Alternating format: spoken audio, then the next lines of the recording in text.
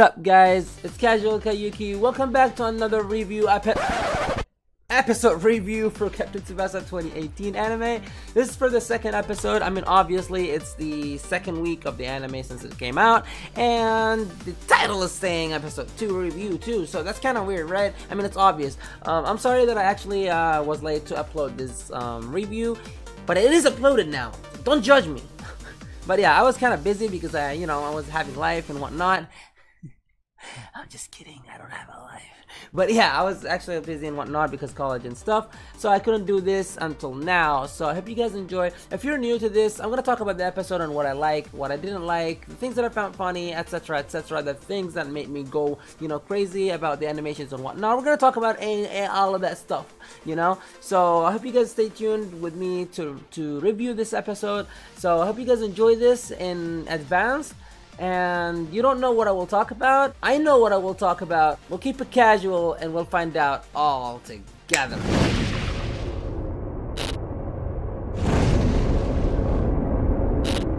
Okay, now the first thing that I want to talk about is after Genzo accepted the challenge, after telling him that he would accept the challenge completely if he actually dribbles his B team, right?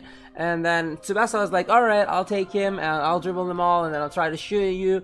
And then they went to the field so they can actually, have their challenge there. So now then, Ishizaki came to Tsubasa and was like, hey, your shoes are broken, they're bad, they're stupid, they're scrubby, And Tsubasa was like, it's okay. But then Genzo actually heard him and he was like, hey guys, can you actually give this guy a pair of shoes? See, Genzo's character here kind of resembles two things. The cool part of Genzo is like, hey, I'm helping you here. It's alright, I got you, B. So that's the first thing. Now the second thing that actually resembles him, he actually trying to prevent him from any excuses in case he fails. So like when Tsubasa fails, he would be like, oh, I didn't have any shoes or something. Genzo wanted to actually prevent that, and that's so sick. That's an awesome, like, seeing a character like that is just sick. Like, hey, I want to fight this person in his full potential, full power, because he's, as you remember, as I said in the last episode, he's completely mocked by Tsubasa, how strong he is, how strong the shot, and how, like, he shot the ball from very far away, and it was still strong, and then the shot under the bus, that kinda, pissed Genzo off, but also he got an eye on him. He wants to challenge him in his full power, and he doesn't want him to have excuses in case Tsubasa fails, as I said. And now they are ready. They got into the field. Now Genzo in the goalkeeper side, and then all of his team in the B team, and then Tsubasa was in the other side, getting ready to challenge him. Now what I liked about that scene is like when Genzo shows up, and then his team, and then Tsubasa, the friggin' animation is just so sick. It's awesome. I love that. I love how they did that. And this is just a practice kind of thing, animation, and look at the animations are so good. We're not even in an official match even, and these are the friggin' animations, and they're so cool so far. Now another thing that I want to talk about here is actually when Tsubasa was talking to his ball again. That sounds weird, but yeah, when he was talking to his ball, apparently in the last episode review I was talking about if Tsubasa actually remembers what happened to him in the car accident when the truck kind of hit him, and then it hit the ball, but then it made him fly, and then he bounced back and he's safe. In this episode, he actually reveals that he remembers that, and actually that is one of the biggest reasons that why he actually loves soccer, other than the other reason which he actually loves soccer since the very beginning of birth. And now they are ready. They rush towards Tsubasa, but then Tsubasa was being a savage. He gave them that death kind of stare look, and then that villain kind of look, and he was like, are you ready? Let's go. And then he rushes towards them, but then the animation where like it spins around, like showing each character's eyes and like their expression and whatnot on how fast kind of Tsubasa rushed toward them, that was amazing. I love the animation in that. Now Tsubasa rushes in, immediately makes a character trip and fall, and then he dribbled 3 characters after that. They show us in that footage that actually Tsubasa is very fast during dribbling, and he's very good at it too. Now we already know 3 things about Tsubasa. One thing is that he has a very good shot, a strong one. The second thing, that he is a very good dribblist, as it seems, and they showed us that he actually has fun while, you know, playing the football, while he's dribbling and whatnot. That was sick. And then the animation where he like slides between two characters, and then the heel lift. The heel lift is so sick. That's amazing. I love the heel. He didn't just do it once. He did it actually twice in there. That's so sick. And then he continued to dribble and whatnot, and then he was, you know, very fast, rushing towards the goalkeeper, and then the defenders came in, trying to close in, but then Tsubasa is actually, you know, he took the ball up there and he actually flew, you know, because it's Tsubasa, it means wings, so he's kind of flying, you know, Tsubasa, and that animation is very neat, it's very slick, I love it. And then the header was so strong, like I can feel it from the animation, like when he did that header, that's amazing, like it went immediately. And then he actually, Genzo, apparently he couldn't stop it because it was that strong, and you know, he didn't even catch it completely. It slipped from his hand, but it actually, sadly, it hits the post, which is kind of sad, but that's amazing though. We don't want Genzo to fall immediately to Tsubasa, but he actually stopped it anyway. Like it didn't go through, he still stopped it as a goalkeeper. Maybe Genzo is kind of mad about, you know, he didn't stop it completely, but still, that save is a save. It doesn't matter, it didn't go through the net, so that's cool. And now let's talk about my most favorite moment in this episode. My favorite moment. It's so sick. It's so awesome. The animation, the character, everything that happened in that scene. It's just epic. It's slick. It's everything that you think about that's actually positive. It's so sick. I was hyped when I first saw it. I was like, what? That's so awesome. The animation, everything, as I said. Now, before I talk about the scene itself, let me talk about the character that actually made the scene itself, right? Roberto Hongo. That character, I don't know, man. Like the first appearance, it was weird because you look at him, it's like he's just a drunk, you know, a drunk guy who's just following people around, you know. He's just a dark character. You don't understand what he's actually going for. What is he doing? But then later on, they reveal his character being actually a main football player in the Brazilian team.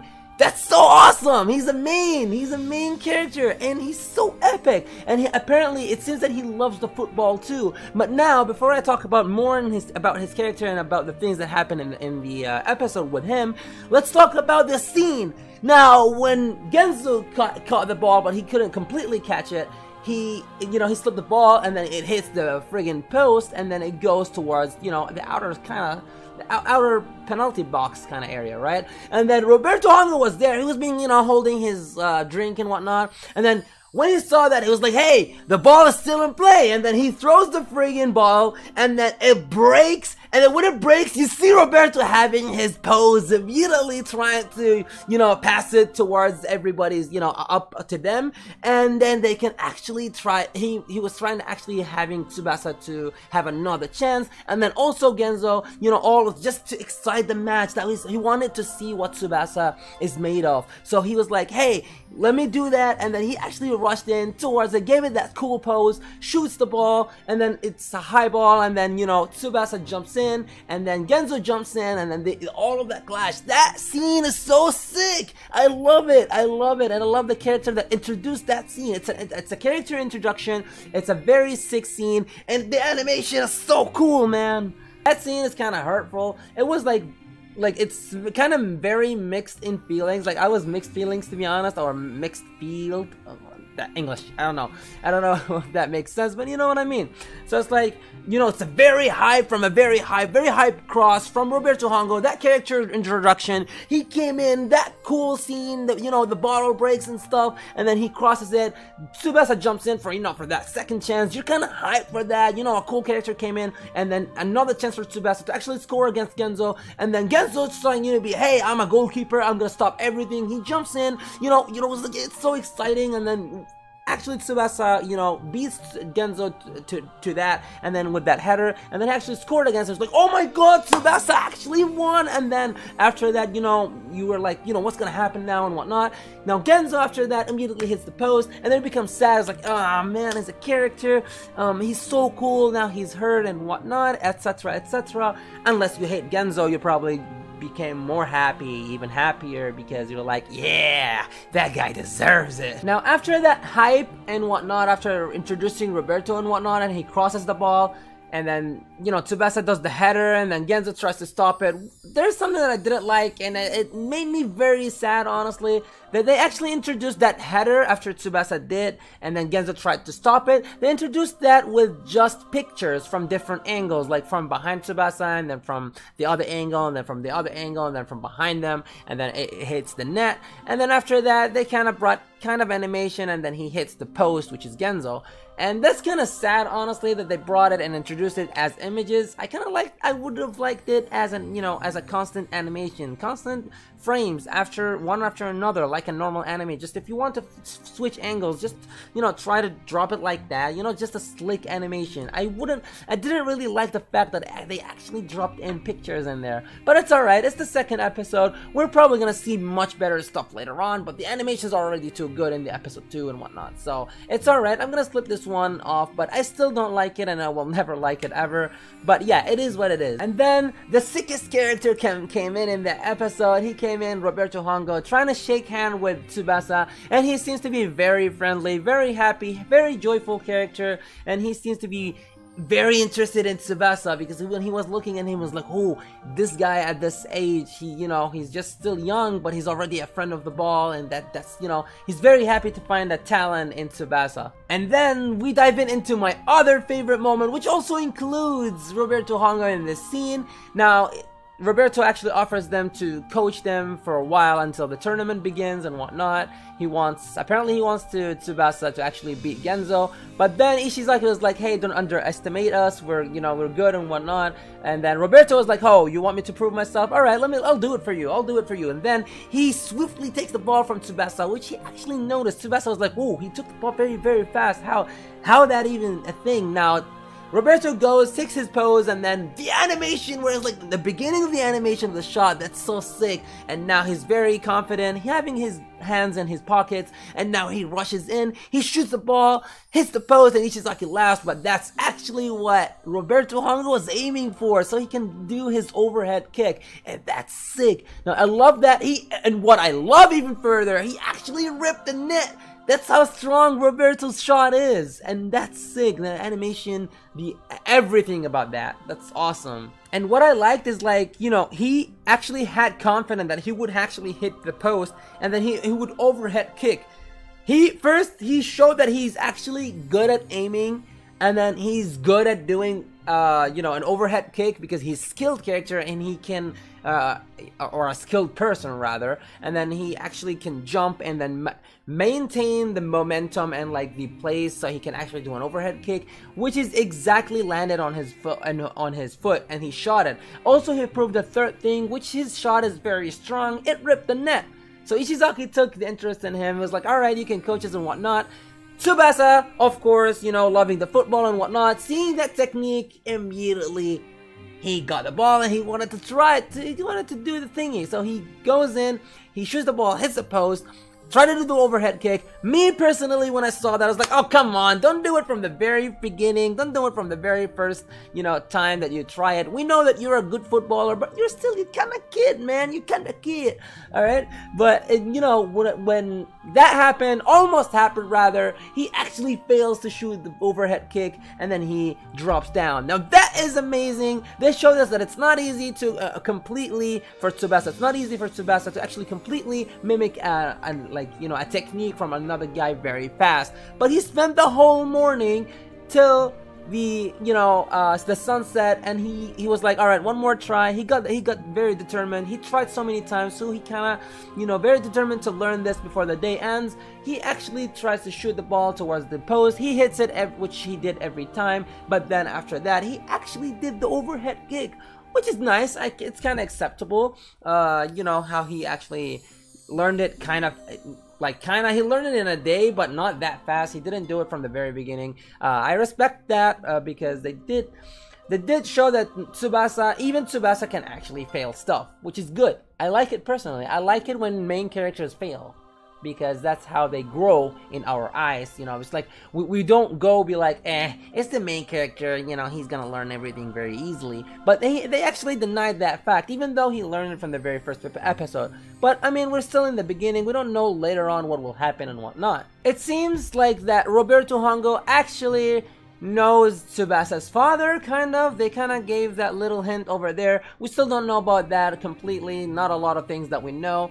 And then after actually Tsubasa scores that, you know, technique, or does that technique from Roberto Hongo after hitting the post and overhead kicking during the sunset, Roberto was so happy and hyped. It was like, Miracle Boy, Wonder Boy, that's so awesome. Like the joyful character of Hongo, it seems to be very sick and it seems to be very interesting. I kind of want to know more about Roberto and whatnot and see more scenes about him being happy for Tsubasa and whatnot. So he kind of loves the football. He loves the, you know, the talent in other people too. He doesn't seem to be a very bad guy. He seems to be very fun and very, very joyful too, and a very skilled character. Don't mind me. He's such a sick character. They introduced him very well. Now to sum everything up, I liked everything in that episode. The animations, first episode animations was more epic than this one's though. Not gonna lie, it's very, like, episode 1 is very amazing, more amazing than this one, but it's still, this one, it has very nice animations and whatnot.